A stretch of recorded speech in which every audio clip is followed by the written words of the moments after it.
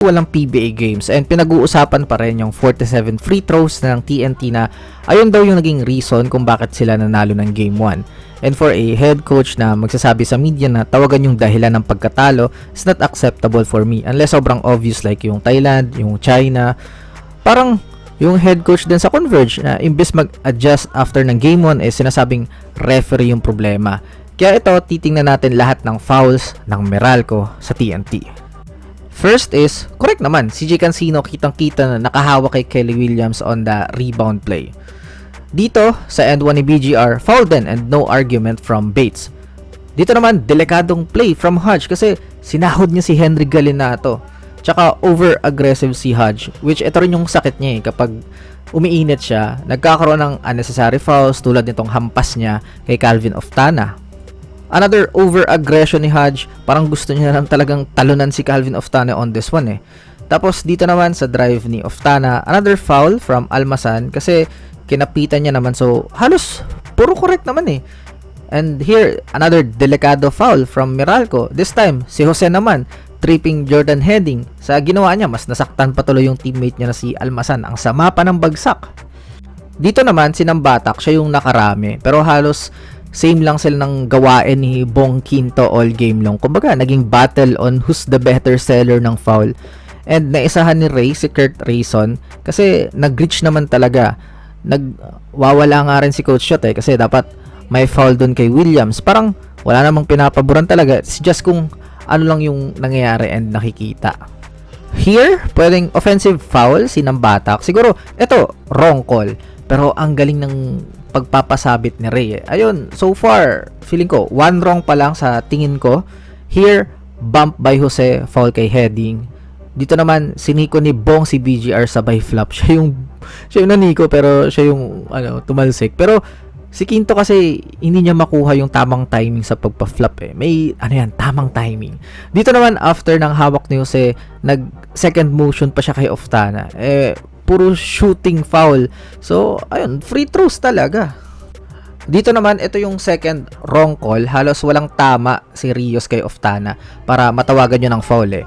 Ang pumito is, hindi niya kita yung yung contact, yung angle. Samantalang yung referee na nakakakita is hindi tumawag. So, obviously, this is a wrong call.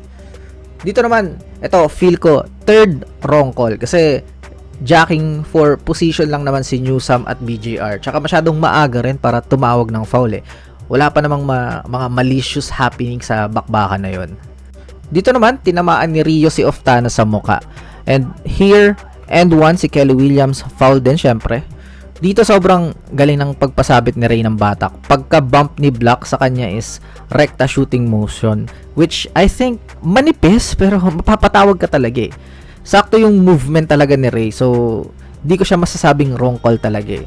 Tapos ito, another what a pasabit. After ng fake, sabay na sabay si Aaron Black. Foul na talaga to, sure. Next, Nambatak again. Pagka-reach ni Bates sa kanya, kaliwete pa eh. Sasabit talaga sa shooting arm niya. Which again, not a wrong call. Ang galing lang talaga ni Ray to get those foul. Si Cancino naman is, nakakahiligan niya ng manghawak talaga on defense. Halos karamihan ng tawag sa kanya is ganun. And ito naman, after ng fake ni Henry, kumagat, foul, shooting foul yon. Tingnan din natin to, si Bong Quinto, hindi talaga timing mag-flop eh. Hindi naman siya totally natamaan ni Pugoy para matumba ng ganon. Kaya ayun, tinawagan pa siya ng technical foul. Here, 50-50 yung foul ni Newsome kay Pugoy. Pero na-challenge naman to and correct call na foul si Newsome dahil gumagalaw pa yung paa ni Nunu. After ng foul, ayun, another foul from Nunu as Heading goes hard sa kanya. Ito naman, nagsama pa yung dalawang mapanakit, Hodge and Jose, inipit sa ere si Kelly Williams. Parang they're always going for the body, not for the ball eh, no? Dito naman, naka-establish ng position si Banchero. Ayun, offensive foul for TNT. Ito naman, mas malala. Nagre-reklamo pa kahit kitang-kita na undercut si Bong Quinto kay Williams. Very dangerous play also. And here, Williams, ayun, nag-init siguro siya using his speed advantage kahit lolo na kay Bates. And one, walang reklamo rin kay Brandon. Tapos itong quick move ni Oftana, imposibleng hindi pa rin foul si Hodge. Going for the head of Oftana. Tapos after ng mintes ni Cancino, he went for the home run kasi, kaso mintes. Tapos ito, hard bump which foul talaga. So ayun, sa preview pa naman ng series na to is Meralco ako dito eh.